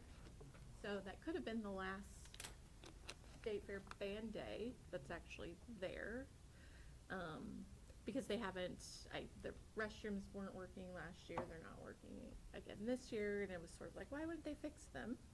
So word on the street is they're tearing that down. I don't know if they're replacing it. It seems like maybe Band Day could move elsewhere. To Richmond High School, is that what you're proposing? Someone's gonna be mad at me for spreading the rumor, but no, I mean, there's so many places to hold it, but that place is really special if you've ever stood there, down there on the track. So just kudos to those kids, and they will be performing next Friday at the first home football game. Please don't rain. And then I did have a question. I know last year, the last meeting of the school year, we had a student come and talk to us about the parking spots for kids, and I think we kind of all gave our blessing. But, you know, I asked my son, I'm like, have you guys seen that yet? And he was like, what are you talking about? Like, but I didn't know if that student graduated. I don't remember. Or, because there's so much been going on, but we were talking about slowing down on the boulevard, and it just really, again, I'd love to get an update and On the parking lot. see them The paint this. senior Oh, spot. Yes. I thought we Oh. did give them blessings. We We did. did, but I think, you know, they'd wanted to get it in before, but then school was out, and then came the rains, and, you know, I don't want them to lose With sight Sam, of with it. Sam. Like, I'll help paint, you know? Sam, I think, do we Just have to a get our picture of paintbrushes things. out? What? We have to get our paintbrushes out? Yes, yes. 4-inch. Come on back up there, sir. Come on back up. The parking space thing? Yeah, I just Just wanted to be- know if they were, Yes. we know there was a delay, and Yes, so there's flyers up around the school, they decided, in an additional delay with the biblical flooding that happened a week or so ago. So they had put, so to give the kids some more time, you know what I mean, their original, I talked to Mr. Belongi, who came and spoke to, I spoke to him on the freshman orientation day and asked about that project, and he had said, yes, they didn't do it over the summer, they wanted to get more kids, give kids more time. So they put up some flyers around the school to let kids pay, and the flyer doesn't have a date, so I don't know their date, but I think they were looking for a couple weeks into the school year, and then they were gonna set a Saturday for the kids to come in and paint student spaces, so then with the flood and people that setback, so I don't know what their date is exactly, but that's kind of the plan at this point, is try to get more, involved and give kids more time to participate, so if I know or find that out, I'll let you know what time, but we might need you next summer to paint over those spaces, so we can repaint them after that, I'll take you up on that. I have a feeling board members are gonna start painting outside parking spots. Then I had just bringing up the budget meeting dates again, if we wanted to tentatively put in, An executive session. yes.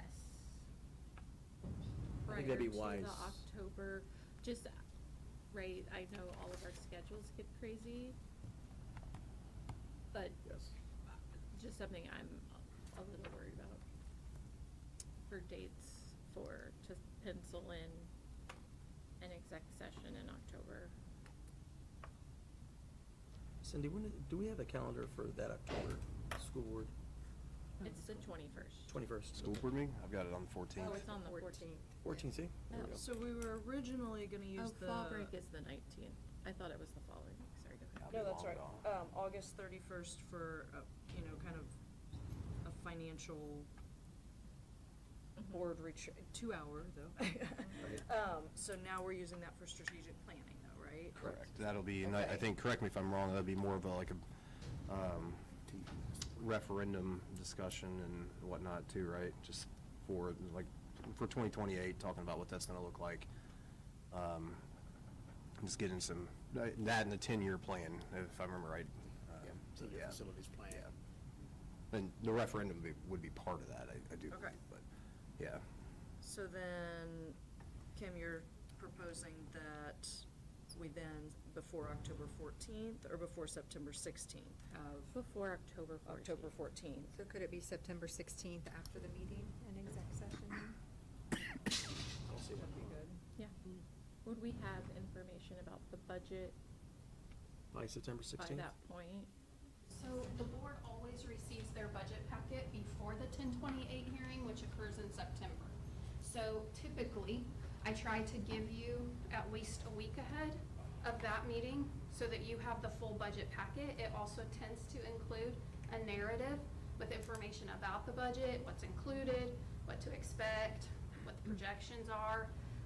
So that has been at least my format while I've been here. If you want something different, then I need to know that ahead of time. But that's typically, you will have the entire budget packet before we go into the 1028 hearing. Because the 1028 hearing then reviews the budget, and it does a very general synopsis of what's included for our public, and it provides you with information as well. So if you want something different than that, I need to know now, because it does take quite a while to prepare, so. Well, then maybe, like, we just do an exec session after the October 14th? If you're gonna approve it October 14th, then it needs to happen Oh, I thought we before had to that. approve it on, sorry, I'm getting my dates all wrong. Unless we had had our October 14th meeting and then met again to vote on it a few weeks after that. On the 28th? Yes. I would not, I'm just Is that gonna let you know, there is a whole new budget process, and I would not push it that close. Okay. That will put us into some very critical Do we want- situations if something's wrong with the Do we computer want to do it the system. week, can we do it the week before? We do have That's bargaining on the Oh. 7th. Before October 14th? Oh, Could we do one after the board meeting You're on wrong. You're wrong. September the 16th? Like yeah, after that's the what we September originally board said. meeting? No, I thought you were saying you couldn't do that. That's No, what we I'm were just saying that I can't October have 7th. everything prepared. What about Like, October 7th? I need to know if you want something different. No, September, you are gonna have 100% of the budget, September 16th. The week Okay. before that, you Yes. will have everything. Perfect. Because okay. you will have Yes. the packet Yeah. before we do the public hearing. No. Yep. That's The public perfect. hearing will cover the budget, and then if you wanna have an executive session, you could have it before that meeting or after that meeting, and it would make sense because everyone is here already. Yeah, September 16th exec session, and we'll just have the have it packet the week before that. Correct, yes. Okay, that's been, yeah. Thank you, Mrs. Scout. Yeah. Thank you, ma'am. And then, speaking of budget, I know our new AD just left, but in the transition of things, I know last year we started sort of getting that athletic budget, I get, detail roundup. So, I just didn't want to lose sight of getting that. I know that might be Sam that has to jump in a little bit, and maybe it's not as detailed in this year, but I didn't want to lose sight, because it was such just good. the year before Robert had Good presented a budget, information. correct. Yeah. This year, we did not get one.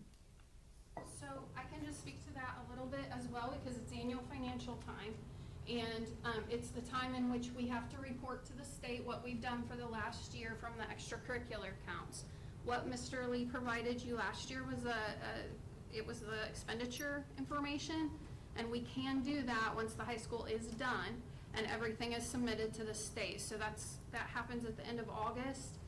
We can submit that to you in September or October, but it isn't typically, it's not a budget per se in the way that you think about that, but it is the expenditure and revenue reports from the prior year. So that's what you've received the last few years. We can continue with that. It's just that the normal timing of that is after submittal of the annual financial report at the end of this month. Yeah, I think that works. Thank you, Mrs. Scout. Yeah. Anybody else with, I have one more thing. oh, okay. So we talked about, I know we approved the benefit trust audit, but I didn't know if we sort of went back to CCHA, was it Church, or no, Baker Tilly. Tilly. And said, hey, yeah, we want to start this. I know there was some talk back and forth about it might be additional costs per each year, but have we started that or told them And who's paying to for it? start it? Yeah, and like what I is know- the actual cost? 'Cause I know we were- approved the scope of work last month. Yeah, I know we were all under the impression that that was the 5 years worth, because I know that was the original We have, yeah, and so, request, and it seems like they didn't get so that. I think the request was for us to have the audit from 2019 to 2025 per our email correspondence with Ron and Dr. Wright. So when we got the approval, there was no time stamp on that, so that was kind of either a miscommunication or something, but that was the direction that we approved per email correspondence and Ron, 2019 through 2025, the scope of the insurance benefit trust. So going from there, I think we approved it, but now they're telling us it's only for 1 year.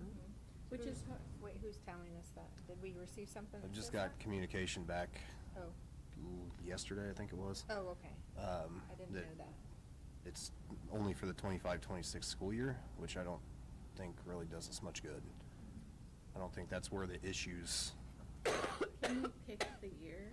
Because it's like, you don't want to pay that much Right. for And we know that the issue was discovered in the 25-26 years, so that doesn't really tell us where the Doesn't tell us problem what began, exactly. what the problem was. And maybe it's something, it's probably like the COVID years, I don't know, maybe that's an Maybe do additional 2019 conversation we need to adjustment, have with them, but it's, now seems a mess. I think we need to have a direction of where we want the scope to be. I mean, obviously 25-26 is not the scope. Yeah. What was the actual messaging? Was it, hey, we start with this year and then work backwards? Or can we go back to them Basically, and say, this summation is was- the time frame, give us an amount? They said the standard thing to do would be start with the most recent year, and I obviously have not replied to that yet, but to me, that's not real beneficial. I mean, that's when, I believe Mr. Hensley had, correct me if I'm wrong on that, had found the issue and kind of started to raise the red flags, so it's, I think our goal was going all the way back to what, like March, I think, and some phone conversations, was to determine what processes had maybe broken down and in what years. You know, I don't know if we have the years necessarily dialed in, but what processes maybe failed us that, you know, we could strengthen and, you know, avoid a recurrence of, so. Yeah, because I asked Austin about it, so he had given me the info that you guys just got an update. And I went back and looked at my emails, because it's when I was president, and it's clear 2019, you know, started, Ron conveyed that message. There was like a little bit of a lull where I think Ron forgot, I don't know, like he, you know, there was just a misstep of who was communicating. He reiterated, I know we met the bargaining team, I don't know if you were on that call with Baker Tilly. I know we gave them those dates again. They never brought up I remember them saying like, oh yeah, we could do this, you know, because they wanted a clear picture of what we were looking for. 2019 to 2025, 2026. I know they never really stated that. When we looked at the MOU, I went back to look at it. There's no date range on the MOU. Otherwise, we would It says in the administrative notes that, that we should be receiving an addendum in August meeting to approve the change of dates to go back to 2019. Can I offer a suggestion for the big utility scope of work? If in fact, I mean, just as responsible financially, because I looked at the scope of work. If we started with the most recent fiscal years, if in fact we found what may be useful and may solve any problems we perceive, you could stop and not spend a whole bunch of money. However, if we don't find what you're looking for, we could expand the scope of work. So I think you maybe look at it as like a starting point for the scope. And then if we find what we're looking for, great. If we don't find what you're looking for, then you have a choice to make about expending additional funds and authorizing that, or stopping. I think that was maybe how I interpreted the message. But, you know, again, it's a little confusing because I thought that we had been clear. In fact, at one point, I know you had asked, like, hey, is June a doable time frame for them? So I was, you know, I don't know where the confusion came in, but, so, I mean, here we are regardless. So I think maybe just defining that and getting that ball rolling would be beneficial. And just to add to piggyback on what Mr. Hensley has referenced as far as just from a fiscal standpoint, I know that being on that call, speaking with Baker Tilly at that point, the virtual call, they referenced, because I heard, remember Loriaga referenced the term audit, and they was quick to correct us that it wouldn't necessarily be an audit. That's not what they title it as. They also, I recall, shared that of some of the things that have been experienced with the matter at hand is relatively commonplace in much of the work that they've done and scope of service they provided with for other corporations as well as even municipalities in different cities. But I think to Mr. Hensley's point, allowing them to have an opportunity to assess and then provide information to the board, and then if the board wants to then, because of what I recall about what I read yesterday, I believe it's maybe 7 to 10 grand additional per year. Yeah. That they would, That's why I was wondering if we had a more specific timeline where Right. we thought that the issue was coming in. and that's in addition to that flat fee that I Right. think they were charging. Could we just adjust the year? I didn't think 2025, 26 was going to do us much good, personally. I think it'll help us, I kind of see what Stephen's saying, it'll help us see, I mean, the goal for me is not to figure out, because having been in several meetings about it, there's lots of fingers that can point everywhere, including here, but really figure out what was the problem and how do we move forward. So I think the first year, and seeing how we're operating now and finding those holes and fixing that now is where I want the solution to be. But maybe, if we hear that, maybe we want to go back further, but maybe not at the cost of maybe just saying, okay, now we know what the problem is, let's fix this and help move forward. That's where I stand. Yeah, I mean, Agreed.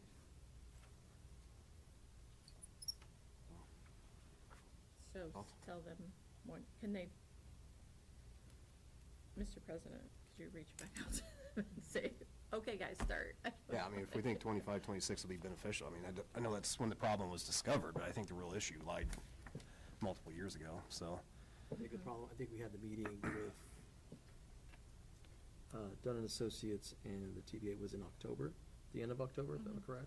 Last fall when. 2025? yes, As Mrs. Scow So that transitioned would've- back into that department. I would say 24, 25 is pretty much the scope, if you're thinking about it from a year perspective, of when it was found. I mean, I don't necessarily think 25, 26 is gonna be the scope. Yeah, and maybe that's just the question, can we start last school year? Well, and to those points of reference, when it was brought to my attention there last fall, as Mrs. Scout had transitioned back into the business office, raised awareness, we then, as Mr. Eloriaga mentioned, called in this room all of the respective parties. I know that even the association, along with, I think, everyone collectively, just as Mrs. Brunton just alluded to, the goal was to find out how not to repeat such processes down the road. I think there was acknowledgement that past practices, just as was the case with the virtual meeting with Baker Tilly, the past practices needed to be reviewed, assessed, and reflected upon so as to create protocols and policies in the future to prevent such things from happening. But at the same time, it being commonplace. But I know I think that, it was, wasn't it, who was our, was it Ryan that found? Mr. Abel, Ryan. Mr. Abel, Ryan Abel, he was the one that found the issue?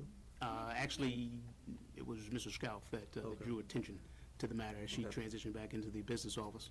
At that point, that's when I That's then when we found notified. it, right? I So- then notified the And then we had the board. meeting, right? I and- notified the board, and then that's when I Okay. brought everyone I do together. think they have put new, like, processes in Mhm. place. Right, to- so make Oh, sure absolutely. that, That's yeah. why it's like, I don't wanna waste it on this past year. Right, that's- Because we know that The there are processes are in things place. that, Right? I mean, we could always improve upon, but, and maybe And that's the question. We To just- that, I think what I want to do is, and I'm not sure if she's able to speak of it right now, but there may also be a head start. We may have an actual head start as to which particular year to zero in on. And that's one of the things that I'm curious, Mrs. Scout, Mr. Hensley, of some of the joint work you all have done over the past several months, if there's a particular year, and we can talk about that and share that with the board. I mean, I could talk ad nauseum about insurance, trust, like all those things. I mean, at the end of the day, insurance costs more money. It just got more expensive. Insurance is just more, and the acuity of claims is more expensive. They are higher acuity claims. And so I think we can look all day at the governing process of how that works, and we could look at all the controls. At the end of the day, the medical claims, or just claims in general, cost more money. Because insurance goes up every year. I wish it didn't, but it does. But I think that's when Baker Tilly looks at our trust, because we should be looking at it. We should try to figure out how to save money and how to be responsible with every dollar. We should. At the end, I would say at the end of the day, we have to figure out how we can structure a plan with our partners, with our stakeholders, that works for our staff, that we can afford. So I think I would be curious, at least the first year, maybe the first 2 years, because I think that is the most telling, because that's the most recent financial amounts. That's what it actually costs. And we can review procedures and governance around how we spend money, how we process bills, how we adjudicate claims, and not us. Like, for example, a carrier, how they may adjudicate claims. What happens with stop loss? What does a renewal look like? And those are, I think, the scope of work, maybe what Baker Tilly would help us just kind of analyze further. Again, they're not auditing the trust.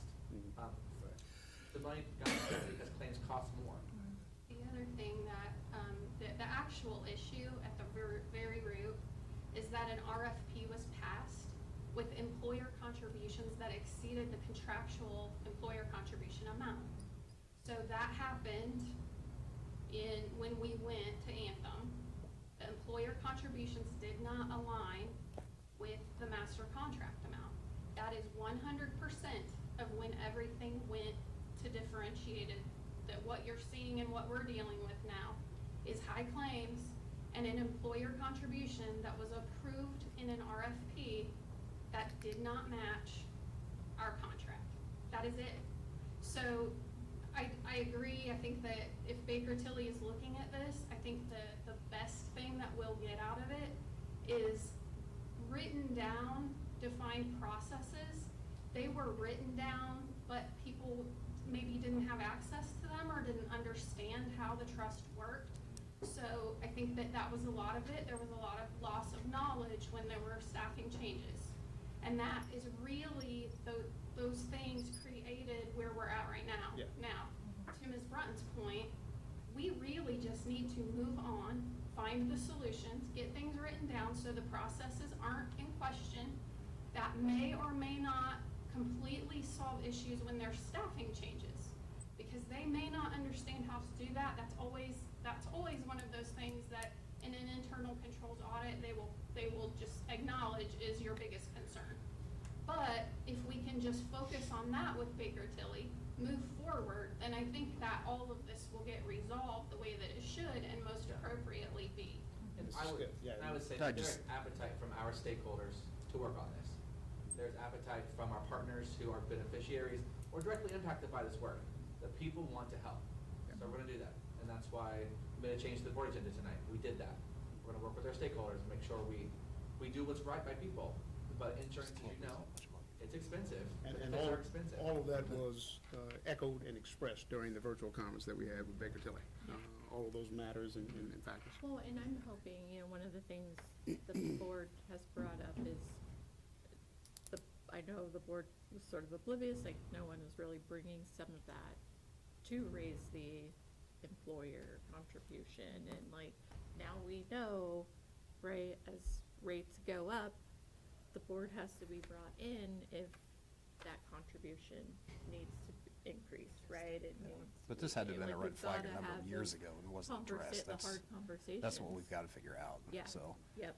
And how to, and it sounds like there's structures within the trust that maybe there's supposed to be different subcommittees within that Yeah. need to be put in place, or that, I mean, it just needs addressed and probably to function as it was intended, so as to hopefully avoid future issues. So where are we Compliance. landing with Baker Tilly? So maybe if you can just, Are we saying 2024 to 2025, just that section? maybe that's where we start. That's where we start. I don't know. Okay. We need And to then start. My to opinion Mr. is Hensley's Start now. point. My opinion is start now, not go back another year unless we need to. To me, like you're skipping a section. I think it sounds like we need to know how to function. Okay. That's just my Yeah, opinion. And then if That's we fair. need Yeah, to that's get fair. in, That's then fair. we So I think can. at the end of the day, we want it to function. Yes. We want it to function. Well, I am confident that it is now with it, when you guys' discovery last fall. So 2025 to 2026, is that what we're looking Start. at? All right. See what I would the- recommend But- January of '25 to present, Mhm. because we align our renewal periods with the start of the calendar year. So you could examine carrier, Baker Tilly will know that it's aligned to the January 1 to present timeline. Because we do we allow for open enrollment in the fall for a planned start date of January 1. So that would be how the claims roll in, that kind of thing. Kim, did you have other Mm-mm. thingies? No. Do you have anything for open forum? Well, just the 8.02. Yeah, I didn't. Or do you I want can't to? remember, did you have RDC in there? Oh, yeah, we did have RDC. Wasn't on here, but I'll talk about it. Sure. Talk Okay. about it. So, yeah, Richmond Redevelopment Commission, we met yesterday. We passed some stuff to give some funds with the Smith Hill, that whole neighborhood and development, as well as some parking for downtown. And we got an update on, just the Main Street, you know, basically that whole initiative. So, we've got some fun stuff going on in Richmond. Yeah. Okay. Anything else? Just remember, keep in prayer our students who were injured. Yes. Yep. Definitely. Yep, and those impacted by the recent flooding events and Definitely, yeah. so not only in our community but neighboring. Connersville, Yep. Cambridge, Hagerstown. Yep. All of them, absolutely. All right, item 8, excuse me, 8.02, potential to move policy meeting to monthly board business meetings.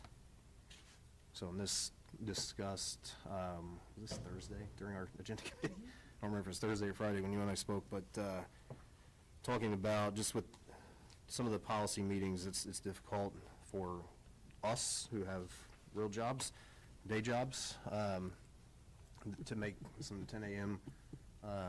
Meetings sometimes. So the idea was potentially floated to have the policy meeting as part of the original board meeting. So to get And I was thoughts on telling that. them that they, when I originally came on the board, so Aaron and I, at one point, we were looking at 2 to 3, you know, like, we basically had like 2 that were on first reading, 2 that were on second reading, and kind of had a cadence where those were just embedded in the meeting, and it seemed to work pretty well.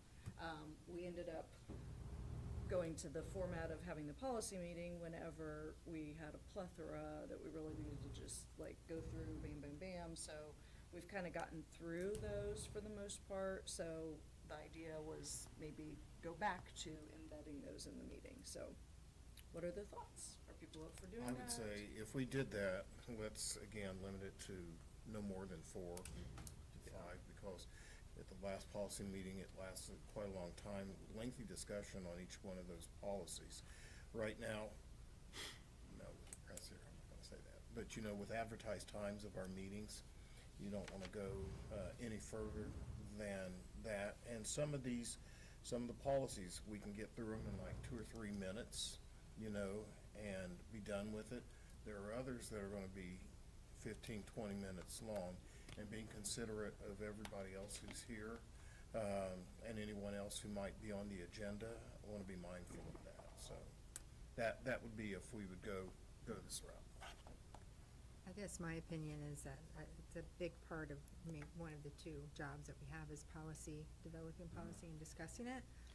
And I mean, I don't know if time needs adjusted, but we spend an hour and a half every month on these, and I don't foresee them shrinking. And so, as long as we can give the time during the business meeting to really fully discuss those, then I'd be in favor of moving them. If not, then I feel like this is really important conversations. We have different people come in, I mean, and I don't want to exclude anyone from those meetings, and it's important.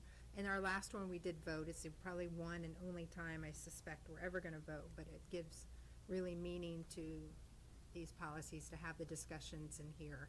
And if we can have those during the meeting, then I'm all for it. But if it's shortened and that's kind of what we established, then I'm not in favor of that. I could see, it's difficult for me, a 10 o'clock meeting. Could we adjust the time to 4 o'clock or something like that? 4, Steve?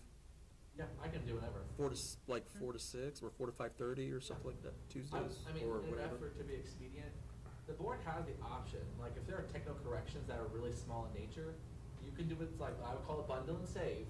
You can have one action item with like 3, 4, 5 technical corrections that really are largely just code changes that aren't meaningful or substantive. And you could do them all in one action item and save yourself some time, or if you so chose, pass it through consent.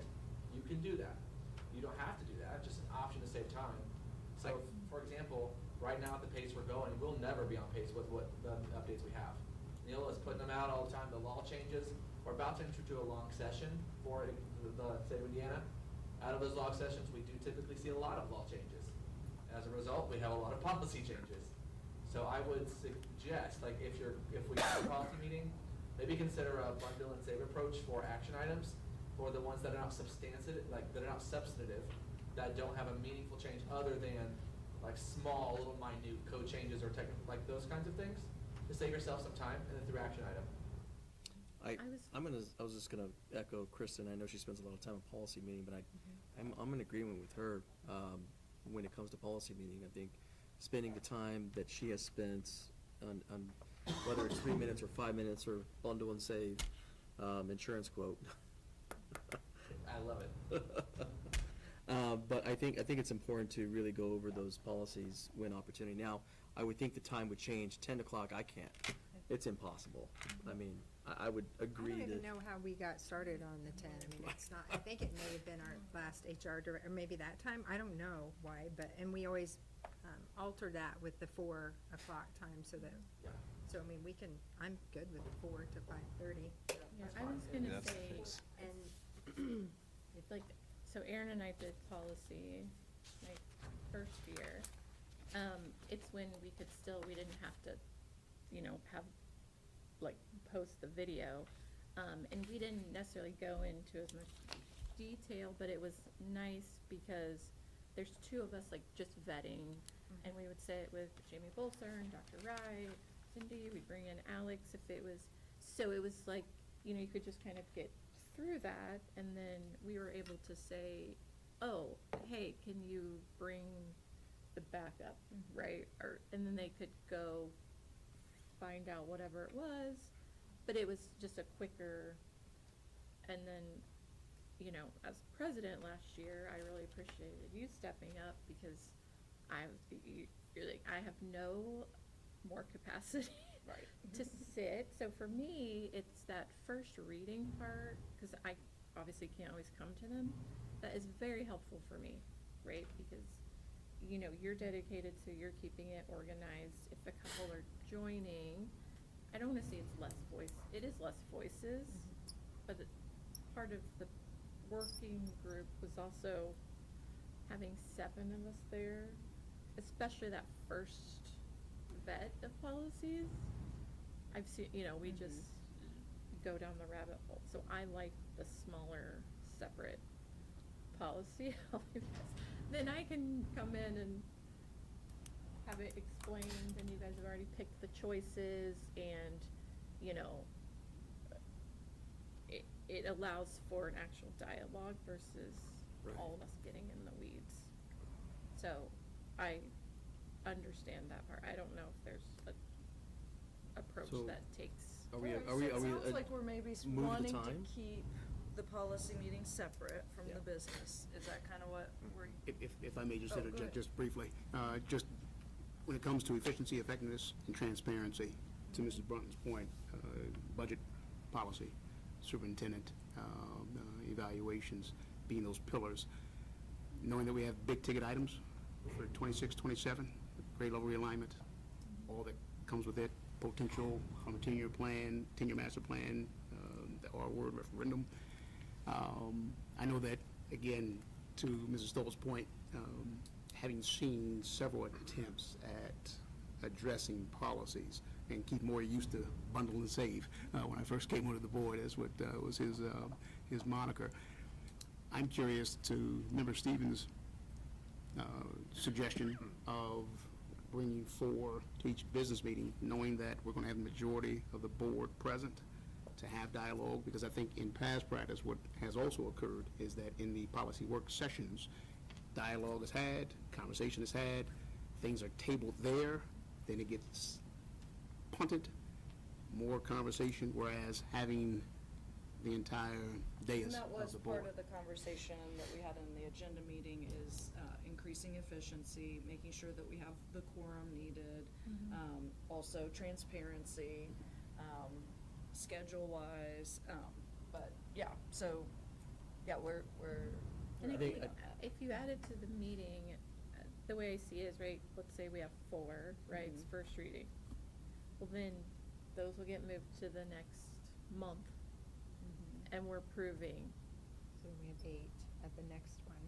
But would we have 8? Like, you'd wanna keep it The small and have. idea would, you'd stagger you know. 2 that are on first reading, Mhm. 2 that are on second, about to be approved, you know, and then they would just keep To going. me, I don't. It's not gonna end up perfect, because we. Right. I don't know if Well, we ever get but- through. I don't think yeah, we'll I feel ever like get through. it slows it down a Okay. little, but then it's always, I just, hey, can we add that in, right? Because things come Mhm. up, and then, oh, we gotta get these in, and then we got 5, and then we got Mhm. 10, and then our meeting is, I think I don't this, know what there's not a perfect. there's not a perfect world in how we do this, but I think if we make small changes, when you talk about efficiency, let's make a small change to time. Let's see if time works.